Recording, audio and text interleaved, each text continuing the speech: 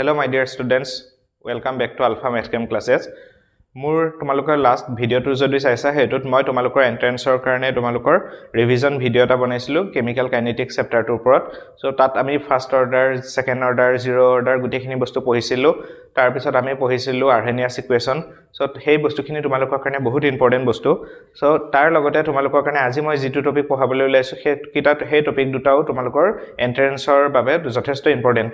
topic. Iar upor toi tumalukar mainly question bor hebo Chemical Kinetics or pora. So he Chemical Kinetics or aji ami pohim Michaelis-Menten equation. Dekisa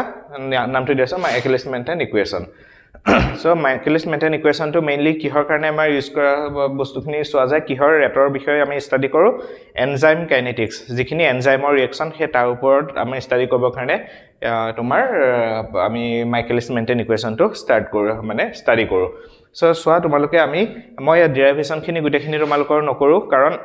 hekhini koribor babe eta tumalukor jehetu entrance babe khub kom time ase. So yat tumalukor kenoka type of question ahibo moi direct to the point tumalukok didim he bostu khini pohi gole tumalukor monat thakibo bostu khini thik ase. So tumaluke he bishoy jodi ami sabole jao kobole jao yata ki hobo ami eta enzyme etu eta reaction eta dekhisa enzyme. So tare ei enzyme reaction to ami jitu rate hoy he rateor bishoy ami study korim thik ase. So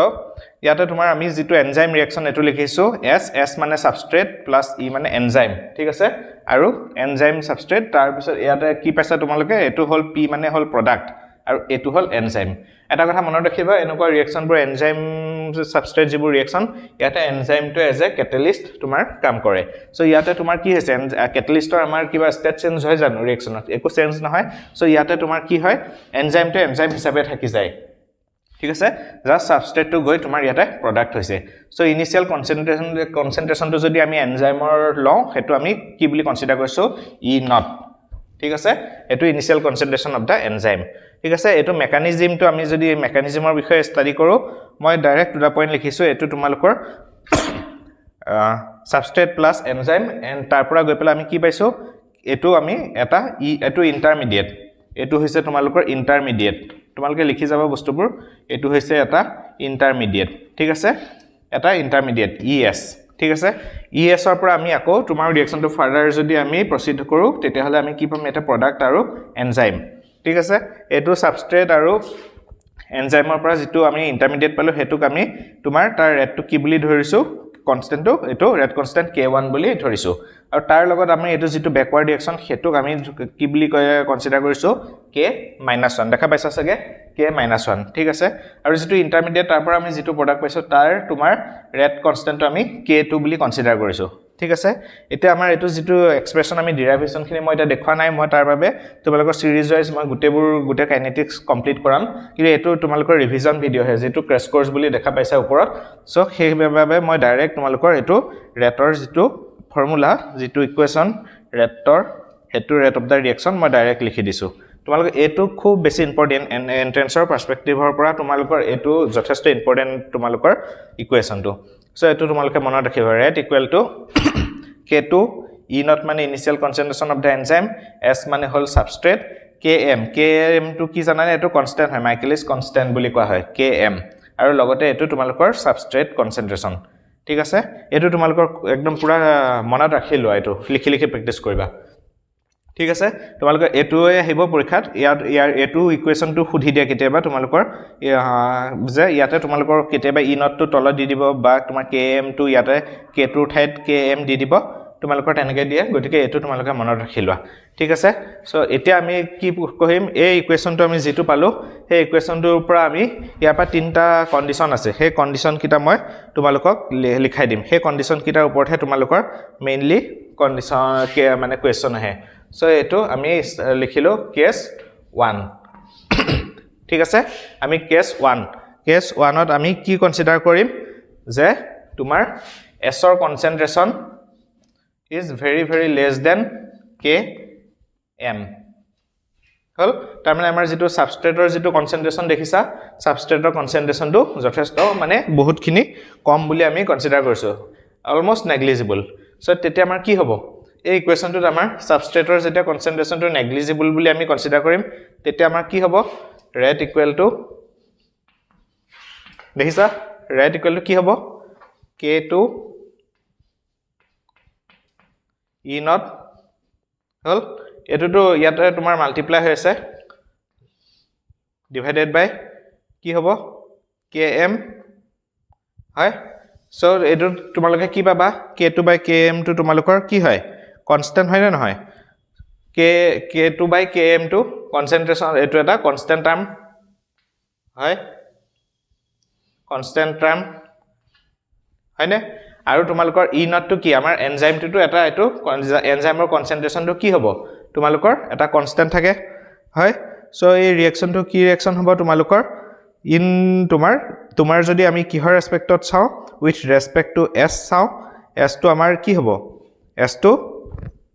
জানানে তোমালোকে x টো কি হ'ব কাৰণ এই এনজাইমৰ যেটো কনসেন্ট্ৰেশন আমাৰ কি হয় এটোটো ফিক্স থাকে এনজাইমৰ কনসেন্ট্ৰেশনটো কাৰণ চেঞ্জ নহয় তোমালোকৰ এটো যেহেতু তোমাৰ এনজাইমটো ক্যাটালিস্ট হিচাপে কাম কৰে সো s টো কনসেন্ট্ৰেশনৰ ওপৰত আমাৰ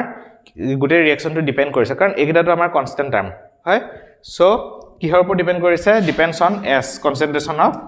s depends on concentration of s so etu ki order reaction hobo first order reaction with respect to ki s substrate ঠিক আছে বুজি পালা তোমালোকৰ এটো কন্ডিশনৰ ওপৰতে তোমালোকৰ এক্সামত কোৱেশ্চন সোধে যে তোমাক ফুঠিব যে যেটা সাবস্ট্ৰেটৰ কনসেন্ট্ৰেশন is very less than km তেতিয়া তোমাৰ ৰিঅ্যাকশনটো অৰ্ডাৰটো কি হয় ডাইৰেক্ট ফুঠে সো এটো ডাইৰেক্ট লিখিবা যে এটো ফাৰ্স্ট অৰ্ডাৰ এটো মনত ৰাখিলে হল তোমালোকে এটো ফৰ্মুলাটো মনত ৰাখিবা তাৰ পিছত তোমালোকৰ কি হল s ৰ কনসেন্ট্ৰেশন বহুত কম সো ইয়াতে আমি s টো ক্যান্সেল কৰিব নোৱাৰো কিয় নোৱাৰো কাৰণ ইয়াৰ লগত মাল্টিপ্লাই হৈ আছে এটো তলৰ s ৰ কনসেন্ট্রেশনটো বহুত যেটা কম হ'ব যেটা একদম 0.000.0 বা 0.00001 এনেকুৱা থাকিব এটো আমি এই টাৰ্মটো কি হ'ব আমি নেগলেক্ট কৰিম সো নেগলেক্ট কৰিলে কি হ'ব নেগলেক্ট কৰি দিয়া লগে লগে এটো কি হৈছে আমি এটো নেগলেক্ট কৰিছো কাৰণে এটো পাইছো হয় k2 e not s divided by km হয় এই টার্মটো তোমাৰটো কনস্ট্যান্ট হয় k2 আৰু যেটো s ৰ তোমাৰ কি হয় ই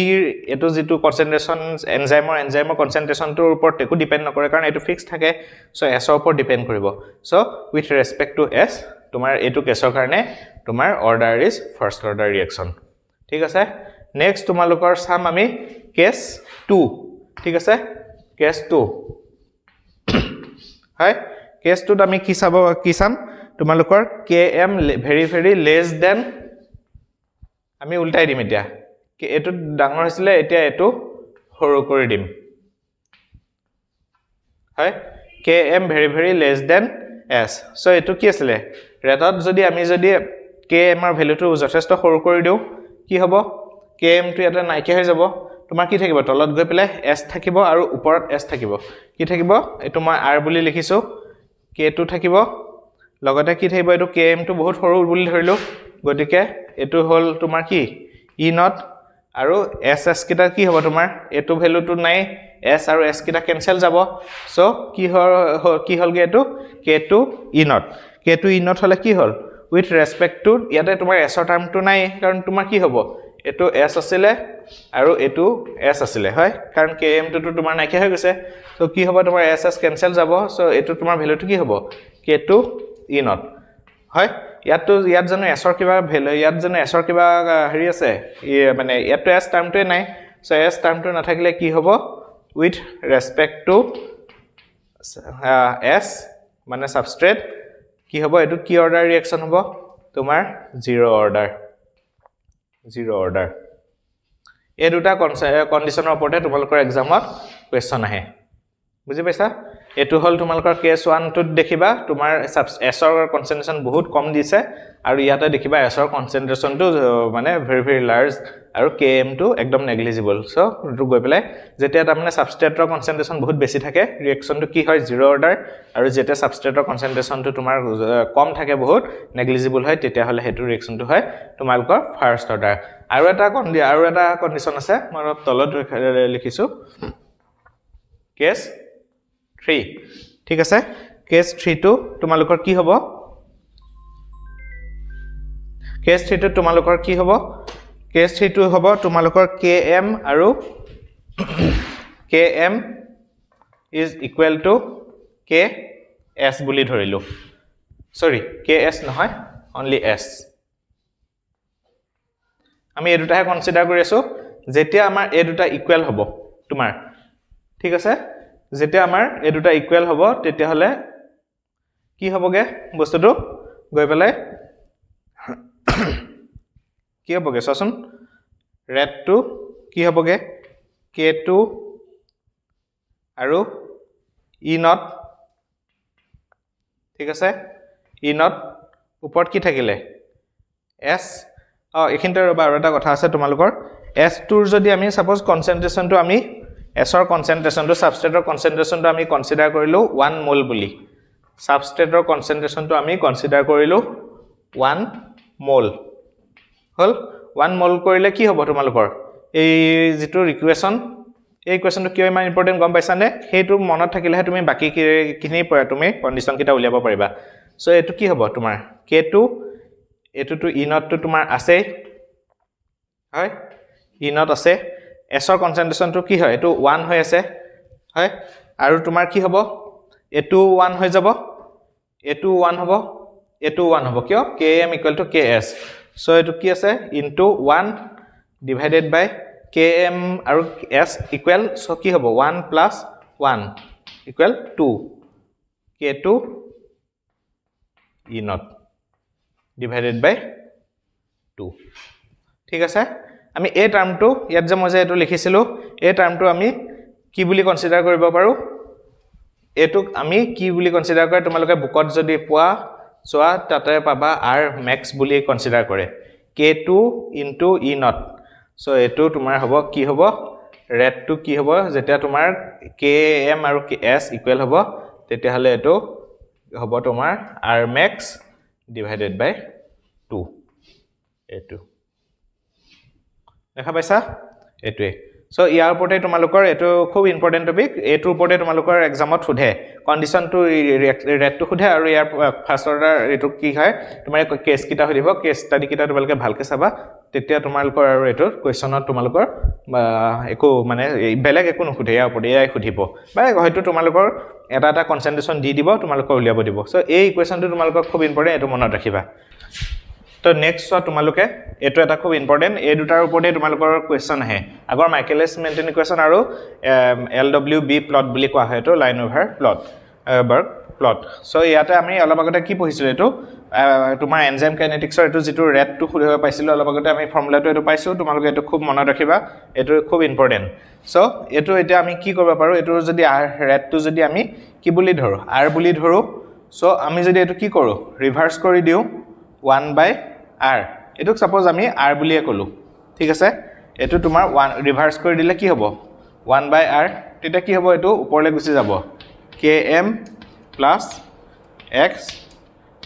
s divided by এটোত কি হ'ব তললে আহিব k2 e নট আৰু s বুজি পাইছা তোমালোকৰ k2 e নট এটো হল ঠিক আছে সো এটোৰ মানে কি বুজা অলপ আগতে আমি পঢ়িছিলো মই বোৰ্ডখন মুছি দিয়া গল হেতু কাৰণে দেখাবা পাৰিলো হয় এই ভ্যালুটো যে এই টার্মটোক আমি কি বুলি কওঁ r max মনত আছে নে r max আমি যে কেস নাম্বাৰ 2 যে ধৰিছিলো এটো আছিল r max ইনটু তোমাৰ কি আছে ইয়াতে s এটো হল তোমাৰ 1/r এটো কেটা যদি আমি সেপাৰেট কে ধৰো r max s এটোৰ কাৰণেও ধৰিলো এটো কাৰণে ধৰিলো তেতিয়া কি হ'ব km/r max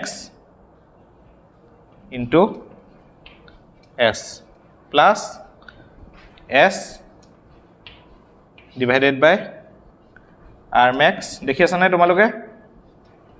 তোমাকে নোট ডাউন কৰি যাবা সমানে তেতিয়াহে তোমালোকৰ কামত দিব নহলে তোমালোকৰ কামত নি দিব এটো এটা কি হ'ব 1/r ইকুৱেল কি আছে এটো টাৰ্ম থাকি যাব km r max ইনটু আমি এনেকেও লিখিব পাৰো নাই দেখিছা s এটো প্লাস ইয়াতে এটো ক্যান্সেল গল 1/r max এটা এটো কি হয় তোমালোকে ধৰিব পাৰিছানে এটো আমি কি কিহৰ নিচিনা হৈছে y ইকুৱেল mx প্লাস এটো কি কনস্ট্যান্ট c হল সৰি কনস্ট্যান্ট নহয় এটো ইন্টাৰসেপ্ট y equal mx plus c formula হয় নাই এটা যদি আমি তোমাৰ গ্ৰাফটো ড্ৰ কৰো 1/r আৰু তোমাৰ 1/s ৰ মাজত এটো কোৱেশ্চনৰ এটো খুধে তোমাৰ ইন্টারসেপ্ট কি আহিব বুলি খুধে ঠিক আছে এটো হল 1/r এটো হল y ভ্যালু আৰু যদি আমি s ৰ এটো 1/s ৰ মাজত এটো হল তোমাৰ 1/r ভাৰ্সেস 1/s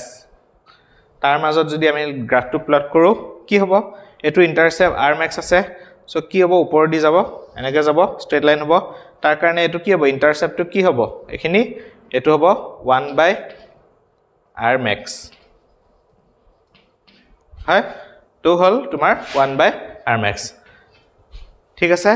আৰু স্লোপটো কি হ'ব তোমালোকৰ স্লোপটো কি আহিব স্লোপটো কি আহিব তোমালোকৰ km divided by r max দেখিলা এটোৱে তোমালোকৰ কোৱেশ্চনত সুধে যে তোমালোকৰ লাইনৱেভাৰ বা বাৰ্ক LWB প্লটত তোমাৰ ইন্টাৰসেপ্টটো কি আছিল এই বুলি সুধিব পাৰে বা স্লোপটো কি স্লোপ বুলি কলে তোমালোকৰ আহিব এটো ঠিক আছে বা এটো লাইনডাল কেনেকুৱা হয় বুলি সুধিব কিবা এক্সপোনেনশিয়ালি কিবা হয় নেকি এনো বা এনেকুৱা এটা প্লট এটা দি দিব বহুত কিটা গ্ৰাফ দি দিব ইয়াতে ইন্টারসেপ্ট কোনবাটোত r max বুলি দিব কোনবাটোত 1/r max দিব কোনবাটোত তোমালোকৰ km বুলি দিব ইন্টাৰসেপ্টটো কি তেনেকুৱা কোৱেশ্চন আহিব ঠিক আছে স্টুডেন্টস গটিকে মই এখিনি গুটে তোমালোকৰ কেমিক্যাল কাইনেটিক্স তো আজি তোমালোকৰ ৰিভিজন গুটেখিনি অলমোস্ট শেষ হৈছে তোমালোকৰ নিউমেৰিকেলস কিবা আছে যদি তোমালোকে নিজে সলভ কৰিবা নোৱাৰিলে মুলে তোমালোকে সেন্ড কৰিবা বা কমেন্ট বক্সত বা মোৰ ফোন নম্বৰ থাকিব তোমালোকৰ মোৰ ফোন নম্বৰটো লিখি দিছো 9365206075 সো আজিলে তোমালোকৰ এখিনি ভিডিওটো ইমানখিনি থাকিল বেছি দীঘল নকৰো ভিডিওটো তোমালোকে কমপ্লিট আগৰ ভিডিওটো আৰু এটো ভিডিও চাবা আৰু কিবা নোৱাৰিলে তোমালোকে মোক কোৱেশ্চন কৰিবা ঠিক আছে মই নেক্সট এটা ইম্পৰ্টেন্ট টপিক তোমালোকৰ কাৰণে লৈ আহিম তোমালোকে যেটা আনিম তেতিয়া তোমালোকে গম পাবা সেই টপিকটো পাই ইনঅৰ্গেনিকৰ যথেষ্ট এটা খুব ইম্পৰ্টেন্ট টপিক আৰু এই ইম্পৰ্টেন্ট টপিক এই টপিকটো পাই CSR নেটত around 20 to 25 questions লৈকে আহে 25 মাৰ্কছৰ কোৱেশ্চন আহে সো হেতু টপিকটো তোমালোকৰ কাৰণে মই এদিন বা দুদিনৰ ভিতৰতে আনি আছো ঠিক আছে ওকে তোমালোকে ভিডিওটো কমপ্লিট চাবা শেষলৈকে আৰু কিবা প্ৰবলেম থাকিলে কনফিউজন থাকিলে মুলে কমেন্ট কৰিবা ঠিক আছে ভালকে পঢ়া-শুনাবোৰ কৰি থাকা ঠিক আছে thank you for watching my video